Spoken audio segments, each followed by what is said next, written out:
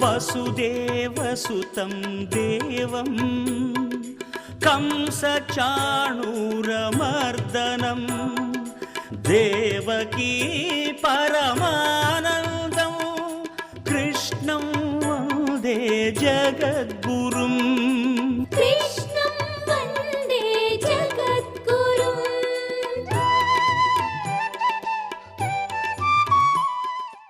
విమల స్ఫాటిక హాటక రమణీయదరీ నిరంతర శ్వేత నాగీంద్రము మాల్యవంతమను ఉత్తమ చరితులు చూచి చెరిగి తద్విపినమునన్.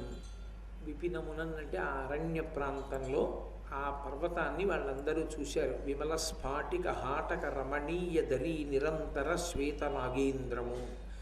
అది ఈ పట్టిక అంటేనే తెల్లగా ఉంటుంది. ఆ పట్టిక ఎలా ఉంటుందో అటువంటి రంగులో ఉన్నటువంటి శ్వేతనాగేంద్రము అంటే తెల్లని కొండ. అంత తెల్లటి కొండ, అది శుద్ధమైనటువంటి పటిక ఎలా ఉంటుందో అటువంటి రంగుని కలిగి అనేకమైనటువంటి గుహలతో కూడినటువంటి ఆ మాల్యవంతాన్ని ఉత్తమమైనటువంటి నడవడి కలిగినటువంటి పాండవులు చూశారు. అక్కడ వాళ్ళు ఒక చంద్రకాంత శిలలతో చేయబడినటువంటి తల్పం మీద కూర్చుని ఉండగా ద్రౌపదీదేవి ఒక 5 రంగుల పువ్వు ఒకటి వచ్చి అక్కడ పడింది. అది సౌగంధికా పుష్పము ఎంత సువాసనతో ఉన్నదో అంతకన్నా ఎక్కువ సువాసనతో ఉన్నది 5 రంగుల పువ్వు. ఆ పువ్వుని చూసినటువంటి ద్రౌపదీదేవి పక్కన ఉన్నటువంటి భర్త భీమసేనుడితో అంది, నేను ఎన్నో పుష్పాలు చూశాను, సౌగంధికా పుష్పాలని కూడా మొన్న అనుభవించాను, కానీ ఈ పువ్వులతో సమానంగా సౌగంధికా పుష్పాలని చెప్పడం కూడా కుదరదు, అంత గొప్పగా ఉన్నాయి ఈ పుష్పాలు. కాబట్టి నువ్వు వెళ్ళి నాకు ఇటువంటి పువ్వులు కొన్ని తెచ్చిపెట్టవలసింది అని. వెంటనే ఆయన పరమోత్సాహవంతుడు. ఆయనకి అలాంటివి ఏమైనా అవకాశాలు చిక్కితే చాలని ఎదురు చూస్తుంటాడు. ఆయన గబగబా బయలుదేరి ఆ ఉత్తర దిక్కుగా ప్రయాణం చేసి ఆ పువ్వులు ఉండేటటువంటి ప్రదేశానికి వెళుతున్నాడు. వెడుతూ కుబేర భవనం దగ్గరికి చేరుకున్నాడు. ఆ కుబేరుని యొక్క భవనము ముందు ఎందరో ఆయనకి రక్షణ వహిస్తూ ఉంటారు. వాళ్ళందరినీ చూసి భీముడు ఒక పెద్ద శంఖనాదం చేశాడు. వాళ్ళు యుద్ధానికి వచ్చారు. ఆయనతో యుద్ధం జరిగింది. సహజం ఆ యుద్ధంలో భీమసేనుని యొక్క గదాదండము యొక్క ప్రహారముల చేత వాళ్ళందరూ మరణించారు. అప్పుడు ఆ కుబేరుని యొక్క మిత్రుడు మణిమంతుడు అనబడేటటువంటి వాడు భీముడితో యుద్ధానికి వచ్చి చాలా గొప్పగా యుద్ధం చేసి చిట్ట చివరికి భీముడి చేతిలో ఉండేటటువంటి గదాదండం యొక్క దెబ్బలకి పడిపోయి శరీరాన్ని విడిచిపెట్టేశాడు. ఇంతలో భీముడు కనపడలేదు అన్న ఆందోళనతో ధర్మరాజు గారు ద్రౌపదీదేవిని అడిగారు, భీముడికి ఏమైనా పని చెప్పావా, ఎక్కడికి వెళ్ళాడని. ఇదిగో అప్పుడు సౌగంధికా పుష్పం పడ్డట్టే ఇప్పుడు 5 రంగుల పువ్వు పడింది, ఆ పువ్వు లాంటి పువ్వులు తెచ్చిపెట్టమన్నాను. ఆయన ఉత్తర దిక్కుగా వెళ్ళాడని.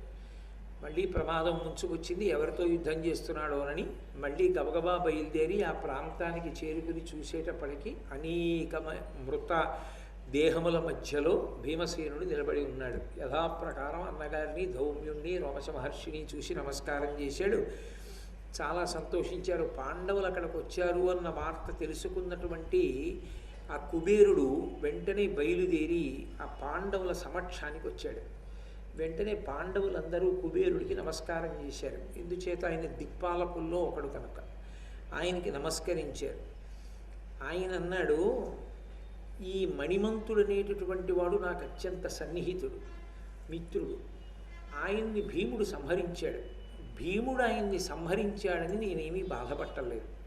కాబట్టి ధర్మరాజా, నువ్వు ఆ విషయంలో నీ మనసులో అన్యదా భావించక్కర్లేదు. అయ్యో, కుబేరుడి యొక్క మిత్రుడు కదా మణిమంతుడు, ఆయన్ని సంహరించాడు భీమసేనుడు, కాబట్టి కుబేరుడు మనసు కష్టపెట్టుకుంటాడేమో అని నువ్వు భావన చెయ్యవద్దు. ఎందుచేత అంటే ఒకప్పుడు కుశావతి అనబడేటటువంటి నదీ తీరంలో ఒక గొప్ప సత్రయాగం జరుగుతోంది.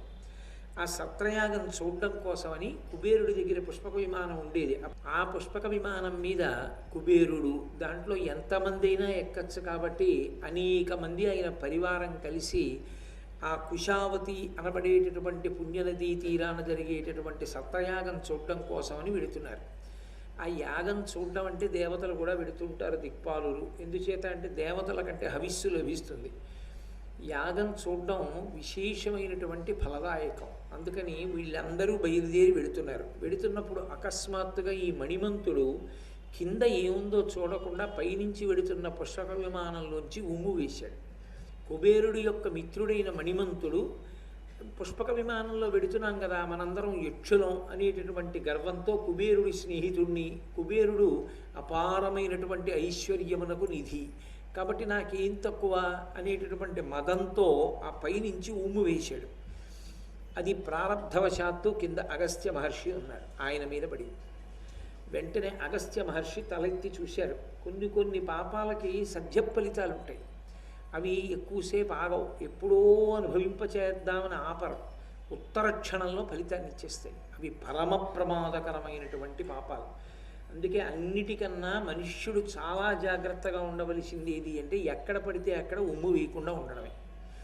కాబట్టి అదిగో అగస్త్య మహర్షి వెంటనే పైకి చూసి అన్నారు, నీవు చూచుచుండ నీ ఇష్టుడి మణిమంతుడిప్పుడు తనదు మదము పేర్మి నన్ను నరయ కుమిసె నా మీద కష్ట దుర్మదుడు పాలియు ఒక్క మనుజు చేత.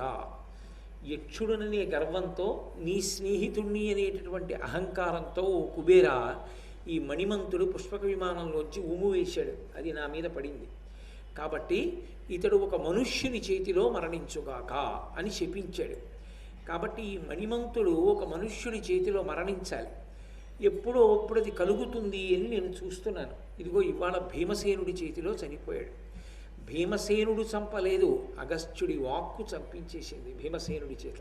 కాబట్టి దానికి మీరు కర్తలు కారు, మీరు దాని గురించి బెంగపెట్టుకోవలసినటువంటి అవసరం లేదు అని చెప్పి ధర్మరాజు గారి వంక చూసి, ఇవ్వాలంటే మణిమంతుణ్ణి సంహారం చేశాడు కానీ అన్ని వేళలా సాహసం పనికిరాదు, యుక్తాయుక్త విచక్షణ, కొంచెం ఆలోచించడం అనేటటువంటిది అవసరం అవుతుంది. సావకాశము, సందర్భము, సానుకూలత వీటిని పరిశీలించకుండా పరాక్రమం ఉంది కదా అని ముందుకు వెళ్ళిపోతే ఒక్కొక్కసారి చాలా ప్రమాదాలు వస్తాయి. ఎందుకంటే మనం చూసేది ఒకటవుతుంది కానీ దానికి ఉండే శక్తి వేరవుతుంది. అప్పుడు లేనిపోని ఉపద్రవాలు వస్తాయి. కుబేరుడు చెప్పిన మాట భవిష్యత్తులో యథార్థమైంది. కాబట్టి నువ్వు భీమసేనుడికి చెప్పవలసింది, ధర్మరాజా ఆయనని ఇంత దూకుడుతనంతో ఉండకుండా మందలించు అని. మీరు ఈ ప్రాంతమునందు ఉన్నంతకాలము కూడా మీకు ఇబ్బంది కలగకుండా మీ భోజనానికి కావలసినటువంటి అన్నం, మీరు తాగడానికి కావలసిన నీళ్లు మా సేవకులు పట్టుకొచ్చి మీకు ఇస్తూ ఉంటారు. దానితో పాటుగా మీకు ఇతపూర్వం ఇంద్రుడు మొదలైనటువంటి వాళ్ళు వరాలు ఇచ్చి మిమ్మల్ని సర్వకాలముల యందు కాపాడుతుంటామని ఎలా మాటిచ్చారో అలాగే నేను మాటిస్తున్నాను. మీరు ధర్మాత్ములు కనుక మిమ్మల్ని ఎప్పుడూ నేను కాపాడుతుంటాను, నా యొక్క రక్షణ మీకు కలుగుతుంది అని అనుగ్రహించాడు. ఇక్కడికి దగ్గరలో ఆష్టిషేణ మహర్షి అనబడేటటువంటి మహర్షి ఉన్నారు.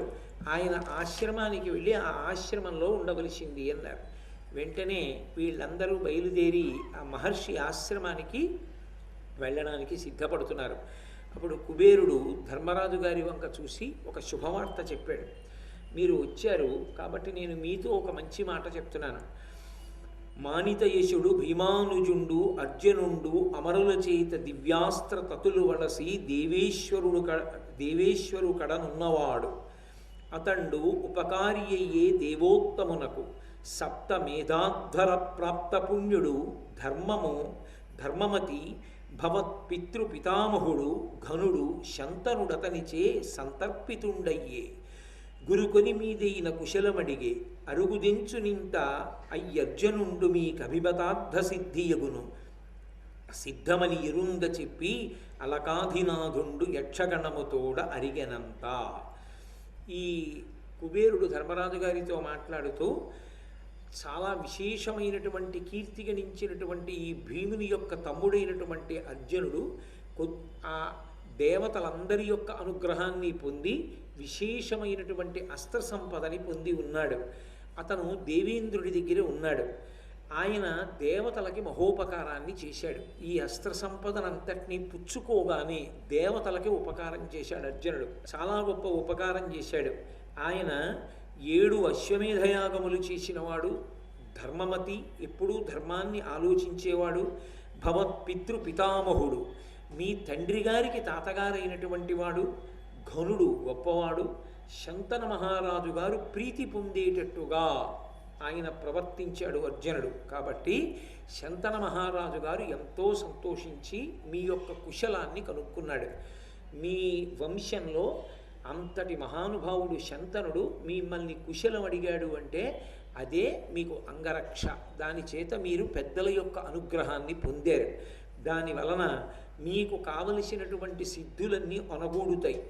కొద్ది కాలంలోనే అర్జునుడు బయలుదేరి వస్తాడు అని చెప్పి మీరు ఆ మహర్షి ఆశ్రమంలో ఎదురు చూస్తుండండి అని ఆయన అంతర్ధానం అయిపోయాడు, వెళ్ళిపోయాడు. అప్పుడు వీళ్ళు అందరూ కూడా మహర్షి ఆశ్రమానికి వెళ్ళి ఆశ్రమంలో ఉన్నారు. ఉండగా అది వాటి యొక్క గొప్పతనం, ఆ ప్రాంతములు ఆ పర్వతాల యొక్క గొప్పతనం మనం చూడలేకపోయినా కనీసం ధర్మరాజు గారి కళ్ళతో చూసి భారతాన్ని చదువుకుంటే చాలు, వాటి పేర్లు ఉచ్చరించి వాటి పేర్లు వింటే చాలు, మహాపుణ్యం. ఆ ధౌమ్యుడు ఆ ఆశ్రమంలో ఉన్నటువంటి ధర్మరాజు గారికి మిగిలినటువంటి సోదరులకి ద్రౌపదీదేవికి విప్రులకి ఒక రోజున మేరు పర్వతాన్ని చూపించాడు. అది బంగారు పర్వతం. ఆ ఆశ్రమానికి ఎదురుగుండానే ఉంది.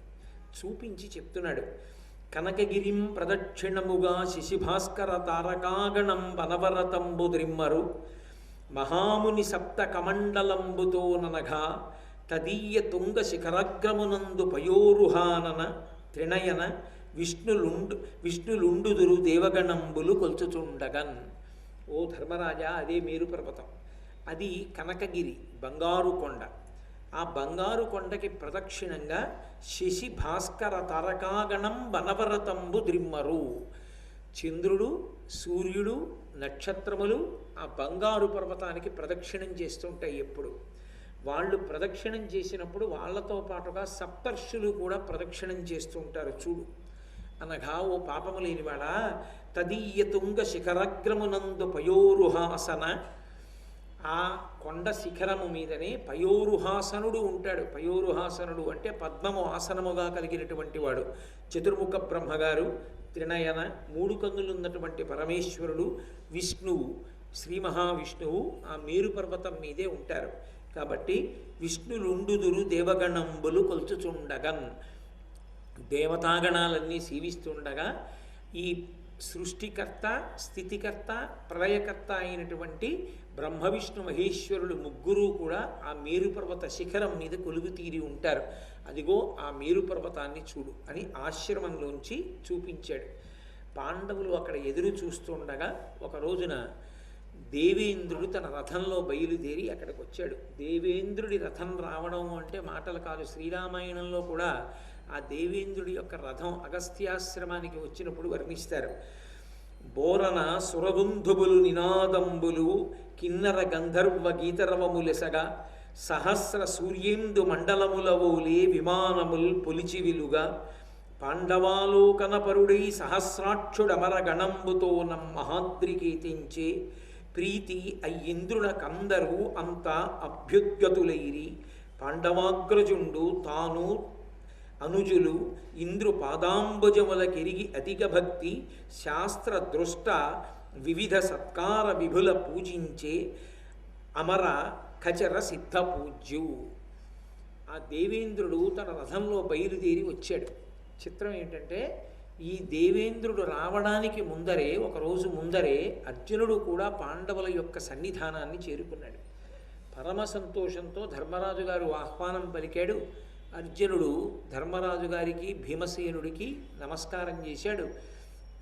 నకుల సహదేవుల యొక్క నమస్కారాలు అందుకున్నాడు. ద్రౌపదీదేవిని కుశలం అడిగాడు. బ్రాహ్మణులందరికీ నమస్కరించాడు. తను ఎంత అస్త్ర సంపదని పొందాడో, దాని వలన తాను ఇవాళ ఎంత దుర్నిరీక్షుడయ్యాడో ధర్మరాజు గారికి చెప్పాడు. చాలా సంతోషాన్ని ధర్మరాజు గారు పొందారు.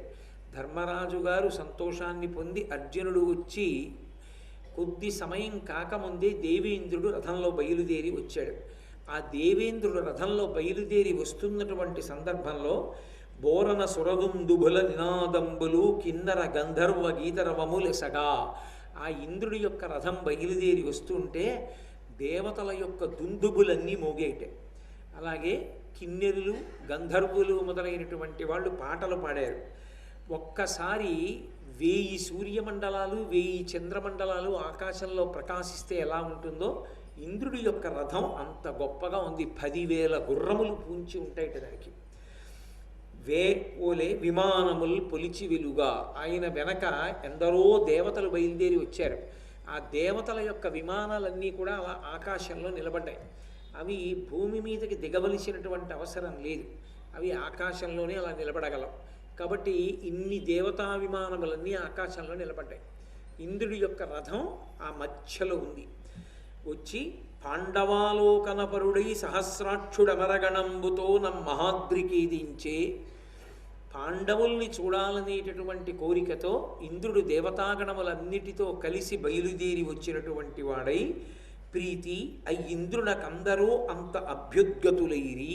పరమ ప్రీతితో పాండవులందరూ కూడా దేవేంద్రుణ్ణి చూడగానే ఆయన పాదములకు నమస్కరించి అర్ఘ్యపాద్యాది విధులు నిర్వర్తించి ఆయనకి చెయ్యవలసినటువంటి పూజ చేసి ఆయన అనుగ్రహాన్ని అపేక్షించారు. అప్పుడు దేవేంద్రుడు ధర్మరాజు గారితో మాట్లాడుతూ, నీ సోదరుడైనటువంటి అర్జునుడు నివాత కవచులను సంహరించాడు. నివాత కవచులు అనేటటువంటి వాళ్ళు చాలా భయంకరమైనటువంటి రాక్షసులు. వాళ్ళని సంహారం చేశాడు. దేవతల దగ్గర సమస్తమైనటువంటి అస్త్రములను పొందాడు. ఇప్పుడు అర్జునుణ్ణి గెలవడం ఎవ్వరికీ సాధ్యం కాదు. కాబట్టి ధర్మరాజా, నువ్వు బెంగ పెట్టుకోవలసిన అవసరం లేదు. నువ్వు ధర్మాన్ని పట్టుకొని సత్యాన్ని పట్టుకొని కృష్ణుడే ఉద్యమిద్దామని అడిగినా కూడా కాదని పెద్దల ముందు నేను ప్రమాణం చేసి ఉన్నాను కనుక 12 సంవత్సరాల అరణ్యవాసము 1 సంవత్సరము అజ్ఞాతవాసము పూర్తయిన తరువాతనే నేను మళ్ళీ వచ్చి ఆ యుద్ధానికి బయలుదేరుతాను అని అన్నావు. నీ ధర్మానికి సత్యానికి దేవతలు ప్రీతి చెందారు. అందుకే అర్జునుడికి అంత అస్త్ర సంపదని కట్టబెట్టారు. ఇప్పుడు ఆయన ముందు భీష్మ ద్రోణ కృపాచార్యుల వంటి వారు నిలబడలేరు. ఖచ్చితంగా అర్జునుడి యొక్క అస్త్ర సంపద చేత కర్ణుడు పడిపోతాడు, భీష్మద్రోణాదులు పడిపోతారు. కురుక్షేత్ర సంగ్రామంలో మీకు విజయం సంభవిస్తుంది. దాని చేత అర్జునుడు ఈ ధరామండలాన్నంతటినీ కూడా గెలిచి నీకు అప్పజెప్తాడు. నువ్వు సార్వభౌముడవై ఈ భూమినంతటినీ పరిపాలన చేస్తావు. కాబట్టి మీరు బెంగ పెట్టుకోవలసిన అవసరం లేదు అన్నారు. అందుకని అది ఆరణ్య పర్వమైంది. ఈ కుబేరుడు పాండవులు, ఇంద్రుడు పాండవులు కలుసుకున్నటువంటి ఘట్టం పరమశక్తివంతమైనటువంటి ఘట్టం. ఎందుచేత అంటే ఇంద్రుడి దగ్గరికి అర్జునుడు వెళ్ళాడు. అర్జునుడు ఇంద్రుడి దగ్గర ఏం జరిగిందో తాను శివుడి గురించి తపస్సు చేసినప్పుడు పరమశివుడు ప్రత్యక్షమైతే ఏమైందో అన్నగారికి చెప్పకుండా ఉండడు, తప్పకుండా చెప్తాడు. పరమ వినయం ఉన్నవాడు. అటువంటి ఇంద్రుడు మళ్ళీ బయలుదేరి వచ్చి పాండవుల్ని చూడవలసినటువంటి అవసరం లేదు. అక్కడ విశేషాలన్నీ అర్జునుడే చెప్పేస్తాడు ధర్మరాజుకి, మిగిలిన వాళ్ళకి. కానీ ఇంద్రుడి యొక్క దర్శనం ఊరికే పోదు. ఇంద్రదర్శనం, ఇంద్రుడితో పాటు ఇంతమంది దేవతల దర్శనం ఊరికే పోయేది కాదు. అస్త్ర సంపదంతా సంపాదించుకున్నవాడు అర్జునుడు. కానీ అర్జునుడితో పాటుగా ధర్మరాజు, భీముడు, నకులుడు, సహదేవుడు కూడా తమ వంతు పాత్ర తాము నిర్వహించవలసి ఉంటుంది కురుక్షేత్ర సంగ్రామంలో. అందుకే ఇంద్రుడే బయలుదేరి వచ్చినటువంటి కారణం చేత, ఆయనతో దేవతాగణాలన్నీ వచ్చి విమానాల్లో నిలబడిన కారణం చేత ఇంతమందిని దర్శించడానికి ఇంద్రుడికి ఆతిథ్యమిచ్చే అవకాశాన్ని పాండవులు పొందారు. ఈ పరిస్థితి వస్తుందని తెలుసు కాబట్టే అన్నపానాదులను కుబేరుడు ముందే సమకూర్చి ఉంచాడు. వాళ్ళు మేరుపర్వతం లాంటి అద్భుతమైనటువంటి పర్వతాన్ని ప్రతిరోజు చూస్తున్నారు, అర్జునుడి కోసం ఎదురు చూస్తూ కుబేరుడి మాట మీద నమ్మకంతో. అంత పవిత్రమైన విషయాల్ని దర్శనం చేయడం, ఇంద్రుణ్ణి దర్శించడం, ఇంద్రుడితో మాట్లాడడం, ఇంద్రుణ్ణి పూజ చేయడం, ఇంతమంది దేవతల్ని చూడడం ఎందుకు ఉత్తినే పోతుంది? ఇది అనుగ్రహించి తీరుతుంది. ఆరణ్య పర్వంలో ఇది చాలా చాలా ప్రధానమైనటువంటి ఘట్టం. పాండవులందరూ కూడా అనుగ్రహింపబడినటువంటి ఘట్టం. ఈ ఇంద్రుడి రాకతో ఇంచుమించుగా కురుక్షేత్ర సంగ్రామానికి కావలసినంత శక్తిని పాండవులు పొందేశారని మనకి రుజువయ్యేటటువంటి సందర్భం. అందుకే మహాభారతంలో ఈ ఘట్టాన్ని ఒక ప్రత్యేకమైనటువంటి ఘట్టంగా భావన చేసి పెద్దలు ఒక విషయం చెప్తారు. ఘనముగా ధనదేంద్ర పాండు సుత సమాగమము ఒక్క 7 అనరంగా బ్రహ్మచర్య వ్రతస్థులై తగిలి నిత్యంబు వినిన పుణ్యాత్ములను చదివిన వారు విభుత 100 ఏండ్లు ఒనర జీవింతురత్యంతమగు కాంతియుక్తులై ధరణి. ఎవరైనా సరే 1 సంవత్సరం పాటు నియమంగా బ్రహ్మచర్య వ్రతాన్ని పాటిస్తూ ప్రతిరోజు పాండవులు కుబేరుణ్ణి ఇంద్రుణ్ణి కలుసుకున్నటువంటి ఘట్టాన్ని చదువుకుంటే శుభవార్త కుబేరుడు చెప్పేశాడు ముందే. అందుకని కనీసం కుబేరుణ్ణి కలుసుకున్న ఘట్టం వరకు చదువుకుంటే ఇంకా తర్వాత కుబేరుడు చెప్పింది జరిగింది. అందుకని ఈ ఘట్టం వరకు ఎవరు చదువుతారో అనరంగా బ్రహ్మచర్య వ్రతస్థులై బ్రహ్మచర్యాన్ని పాటిస్తూ 1 సంవత్సరం పాటు ఎవరన్నా నియమంగా చదివినా వేరొకరు చదువుతుంటే విన్నా అలా విన్న వాళ్ళకి అలా చదివిన వాళ్ళకి కూడా ఒక ఫలితం వస్తుంది. తగిలి నిత్యంబు వినిన పుణ్యాత్ములను చదివిన వారు విభుత 100 ఏండ్లు వనర జీవింతురు. వాళ్ళు 100 సంవత్సరములు జీవిస్తారు. అత్యంతమగు కాంతియుక్తులై ధరణి. జీవించడం అంటే ఏదో అనారోగ్యం పడిపోయి మంచాలు ఉండిపోయి ఉండడం కూడా బతకడమే కాదు. కాంతియుక్తులై వాళ్ళు 100 సంవత్సరముల పాటు అనేకమైన పుణ్యకార్యములను చెయ్యడానికి ధర్మాన్ని అనుష్ఠించడానికి కావలసినటువంటి తేజస్సుతో కూడుకున్న వారై ఈ ధరణీ మండలం మీద చక్కగా వాళ్ళు జీవించగలుగుతారు. మహాభారతంలో ఈ ఘట్టాన్ని విన్నా చదివినా అంత శక్తివంతం. 365 రోజులు ఏమో కానీ కనీసంలో కనీసం ఒక్కరోజైనా మహాభారత ప్రవచనాంతర్గతంగా ఘట్టాలు వినడానికి అంత విశేషమైనటువంటి ప్రశస్తి ఉంది. కాబట్టి ఆ అర్జునుడు ధర్మరాజు గారితో చెప్తున్నాడు, అన్నయ్య నాకు ఇంద్రుడు ఇవ్వవలసినటువంటి అస్త్రాలన్నీ ఇప్పించాడు దేవతల చేత. పరమశివుడు నన్ను అనుగ్రహించి పాశుపతాస్త్రాన్ని ఇచ్చాడు. పరమశివుడితో మల్లయుద్ధం చేయడం వల్ల నేను ఆయన శరీరాన్ని తాకగలిగాను. ఇంతమంది దేవతల యొక్క అనుగ్రహాన్ని పొందిన తరువాత ఒకరోజు దేవేంద్రుడు నన్ను పిలిచి స్వయంగా ఆయనే మణులతో కూడినటువంటి ఒక కిరీటాన్ని నా తల మీద అలంకారం చేశాడు. గాంధీవాన్ని సిద్ధం చేసి నా చేతికి ఇచ్చాడు. ఆయన వేసుకునేటటువంటి భూషణాలన్నీ తీసి నాకు అలంకారం చేశాడు. అలంకారం చేసి దేవతలని ఇబ్బంది పెడుతున్నటువంటి వాళ్ళు దాదాపుగా 3 కోట్ల మంది ఉన్నారు. నివాత కవచులు అనబడేటటువంటి రాక్షసులు. వాళ్ళని సంహరించడం దేవతలకి చేత కాదు. వాళ్ళు దేవతలు సంహారం చెయ్యలేరు వాళ్ళని. 3 కోట్ల మందిని ఇంత అస్త్ర సంపద ఉంది కాబట్టి నువ్వు ఒక్కడివే యుద్ధం చేసి ఓడించాలి అర్జున. కాబట్టి నువ్వు బయలుదేరమని నన్ను ఆశీర్వదించి రథం ఎక్కించాడు దగ్గరుండి. దేవతలందరూ చూసినటువంటి వారై నన్ను ఇంద్రుడు ఆశీర్వదించడం చూసి దేవతలందరూ కలిసి నాకు శంఖాన్ని ఇచ్చారు. దాని పేరు దేవదత్తము. ఆ దేవదత్తము అనబడేటటువంటి శంఖాన్ని పూరిస్తే ప్రతివీరులు శత్రువులందరూ కూడా గడగడలాడిపోతారు. అటువంటి శంఖాన్ని చేతపట్టుకొని మాతలి సారథ్యం చేస్తూ ఉండగా నేను ఇంద్రరథం మీద ఆ నివాత కవచులతో యుద్ధానికి వెళ్ళాను. ఎంత భయంకరమైన యుద్ధం జరిగిందంటే మాతలి కింద పడిపోయాడు రథం మించి. ఆ గుర్రాలకి దారి తెలియలేదు. కింద పడిపోయిన మాతలి అరిచాడు. ఇత పూర్వం దేవతలకి రాక్షసులకి యుద్ధాలు జరిగాయి. ఆ యుద్ధాలలో నేను ఇంద్రుడికి సారథ్యం చేశాను. అప్పుడు కూడా నేను ఇంత భయంకరమైన యుద్ధాన్ని చూడలేదు.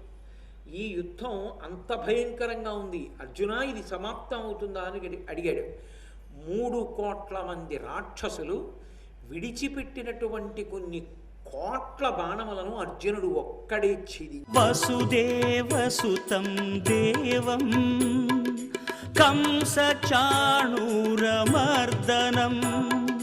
దేవకీ పరమానందం కృష్ణం వందే జగద్గురుం